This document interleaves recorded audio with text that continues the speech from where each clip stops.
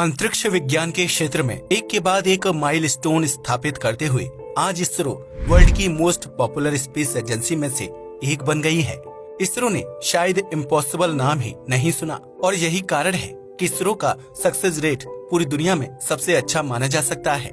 इसरो ने कुछ ऐसे मिशन भी सक्सेसफुली कंप्लीट किए जिनके बारे में सोचकर दुनिया के मुंह से यही निकलता है, इट्स नॉट पॉसिबल।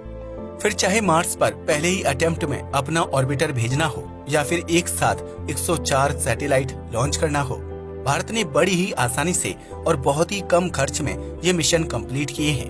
अब भारत फिर से एक बार इतिहास रचने जा रहा है। चांद को छूने के बाद अब सूरज को छूने की बारी है।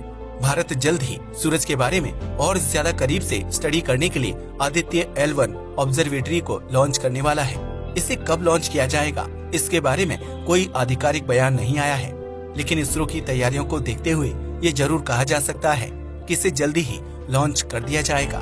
सन को स्टडी करने के लिए भारत की ओर से लॉन्च किया जाने वाला यह पहला सन मिशन होगा।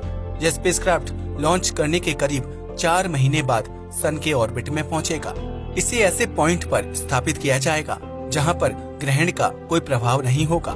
पृथ्वी और सन के सिस्टम में मौजूद ऐसे पॉइंट को लैग्रेंज पॉइंट 1 कहा जाता है।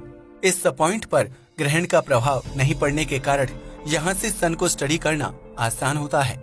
आदित्य L1 को आंध्र प्रदेश के launching station Satish Dhawan space centre से लॉन्च किया जाएगा। अभी आदित्य L1 की तैयारियों को अंतिम रूप दिया जा रहा है।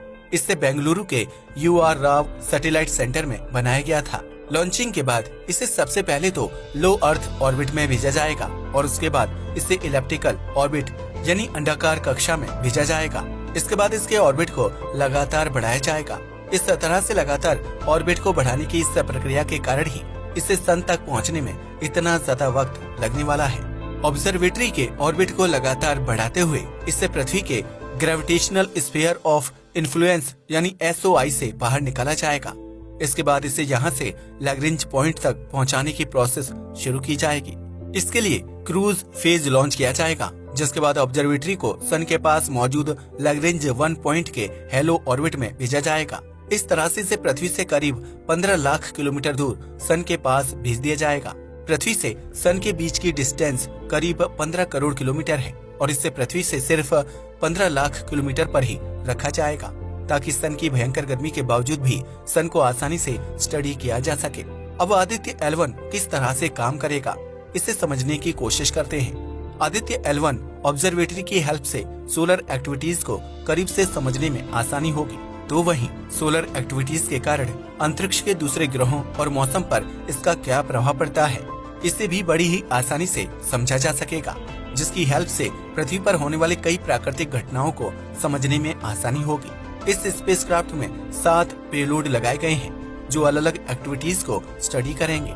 इसमें लगे इलेक्ट्रोमैग्नेट डिटेक्टर, पार्टिकल डिटेक्टर और मैग्नेटिक फील्ड डिटेक्टर्स की हेल्प से सन की फोटोस्फीयर, क्रोमोस्फीयर और बाहरी लेयर के बारे में समझने में बड़ी ही आसानी होगी।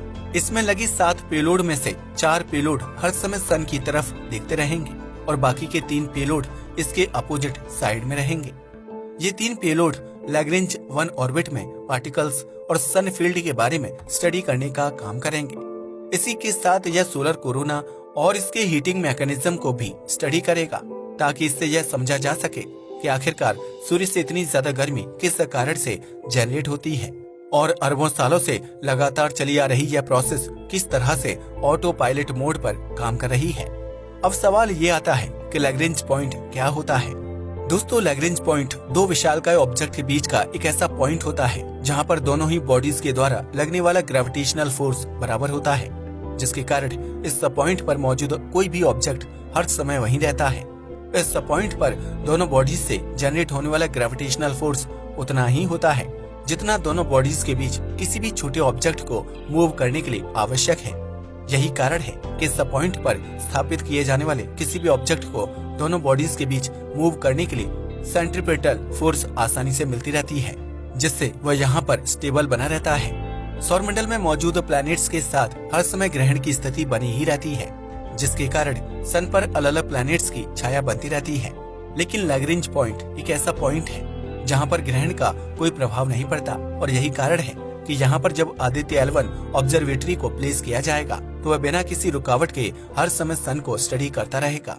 सन के कोरोना के बहुत ज्यादा गर्म होने के कारण और सौर हवाओं की स्पीड बढ़ने के साथ साथ कोरोनल मास इजेक्शन यानी CMES से जुड़ी फिजिकल एक्टिविटीज को स्टडी करने और सोलर विंड्स के कारण धरती के कम्युनिकेशन में आने वाली गड़बड़ी के कारणों को समझने के लिए इसमें 7 पेलोड लगाए गए हैं। एक नजर इन 7 पेलोड पर डाल लेते हैं। इन्हें किसने बनाया है और ये क्या क्या काम करेंगे। भारतीय सनातन मान्यताओं के अनुसार सूर्य के रथ के 7 घोड़े हैं जो लगातार दौड़ते रहते हैं। उसी तरह से भारत का यह आदित्य L1 मिशन भी 7 घोड़ों यानी 7 पेलोड के साथ सूर्य की तरफ बढ़ने वाला है ताकि सूर्य को करीब से समझा जा सके। आदित्य L1 ऑब्जर्वेटरी में लगा पहला पेलोड विजुअल एमिशन लाइन कोरोनोग्राफी यानी VELC है। इस पेलोड को बनाने का काम इंडियन इंस्टीट्यूट ऑफ एस्ट्रोफिजिक्स यानी IIA बेंगलुरु ने किया है। इस पेलोड की हेल्प से सन के कोरोना को करीब से स्टडी किया जाएगा और यह समझने का प्रयास किया जाएगा कि सन कोरोना किस तरह से काम करता है और उसकी उत्पत्ति कैसे हुई है, साथ ही साथ यह मूव कैसे करता है। इसके अलावा यह पेलोड सन के मैग्नेटिक फील्ड और उससे होने वाले इफेक्ट को भी बहुत ही करीब से स्टडी करेगा। दूसरा पेलोड है सोलर अल्ट्रावायलेट इमेजिंग टेलीस्कोप यानी SUIT। इस पेलोड को IUCAA यानी the inter university centre for astronomy and astrophysics के द्वारा बनाया गया है। इस पेलोड की हेल्प से सन की करीब से फोटोज ली जाएंगी, लेकिन ये फोटोज कोई आम फोटोज नहीं होंगी, बल्कि इस पेलोड की हेल्प से सन के बाहरी चमकदार क्षेत्र और वर्णमंडल की अल्ट्रावायलेट फोटोज ली जाएंगी जो 200 से 400 nm के बीच की अल्ट्रावायलेट रेंज की होंगी। इन फोटोज की हेल्प से सनलाइट के रेडिएशन को मेजर किया जाएगा। तीसरा पेलोड है Aditya solar wind particle experiment यानी ASPEX, जिसे फिजिकल रिसर्च लेबोरेटरी यानी PRL ने बनाया है। इस पेलोड की हेल्प से सन सोलर विंड्स की प्रॉपर्टीज की जांच की जाएगी और यह समझने का प्रयास किया जाएगा कि ये किस तरह से अलग अलग स्टेज पर कैसा इफेक्ट डालती है। इसके अलावा इस पेलोड की हेल्प से सोलर विंड्स के प्रसार और वर्णक्रमीय विशेषताओं के बारे में भी जानकारी जुटाने का प्रयास किया जाएगा। चौथा पेलोड है plasma analyser package for Aditya यानी पापा, जिसे VSSC यानी विक्रम साराभाई स्पेस सेंटर ने बनाया है। इसका नाम पापा है और यह वास्तव में बहुत ही ज्यादा काम का पेलोड है। इस पेलोड की हेल्प से सोलर विंड्स की स्ट्रक्चर को बारीकी से स्टडी किया जाएगा, साथ ही साथ इससे रिलीज होने वाली एनर्जी और उसकी उत्पत्ति के कारणों को भी समझने का प्रयास किया जाएगा। पांचवा पेलोड है solar low energy X-ray spectrometer यानी SOLEX, जिसे UR राव सैटेलाइट सेंटर में तैयार किया गया है। इस पेलोड की हेल्प से सूर्य से आने वाली खतरनाक एक्सरेज को स्टडी का प्रयास किया जाएगा। साथ ही इस पेलोड की हेल्प से ये भी समझने की कोशिश की जाएगी कि सौर कोरोना इतना ज्यादा गर्म क्यों होता है, किस कारण से यहाँ से इतनी ज्यादा हीट रिलीज होती है, इसे गर्म करने का यह सिस्टम किस तरह से काम करता है।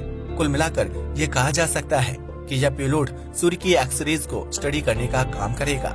छठा पेलोड है high energy L1 orbiting X-ray spectrometer यानी HEL1OS, जिसे UR Rao satellite centre Udaipur की सोलर ऑब्जर्वेटरी और PRL ने साथ मिलकर विकसित किया है। इस पेलोड का काम सूर्य पर होने वाले विस्फोट पर नजर रखना है। सूर्य पर होने वाले विस्फोट के कारण सूर्य के कोरोना पर क्या क्या इफेक्ट होते हैं और इस विस्फोट के चलते सूर्य पर किस तरह की परिवर्तनशील घटनाएं घटती हैं, उन्हें भी इस पेलोड की हेल्प से स्टडी किया जाएगा। साथ ही साथ इसकी हेल्प से ये समझने का प्रयास किया जाएगा कि किस तरह से सूर्य पर होने वाले विस्फोट से यहाँ पर एनर्जी जनरेट होती है। सातवां और आखिरी पेलोड है advanced tri axial high resolution digital magnetometer. इसे laboratory for electro optics systems और UR राव सैटेलाइट सेंटर ने एक साथ मिलकर तैयार किया है। यह पेलोड सूर्य की मैग्नेटिक फील्ड की प्रॉपर्टीज पर नजर रखेगा और साथ ही साथ सूर्य की मैग्नेटिक फील्ड के कारण सोलर सिस्टम के दूसरे प्लैनेट्स पर इसका क्या असर पड़ता है, इसके बारे में भी स्टडी करेगा। इस तरह से आदित्य L1 में लगे ये 7 पेलोड सूर्य के 7 घोड़ों की तरह से सूर्य को करीब से जाने में भारत की हेल्प करेंगे। इस तरह से भारत एक बार फिर से अंतरिक्ष विज्ञान के क्षेत्र में इतिहास रचने के करीब मौजूद है। आज के लिए बस इतना ही। वीडियो पसंद आया हो तो इसे लाइक और शेयर करें। धन्यवाद।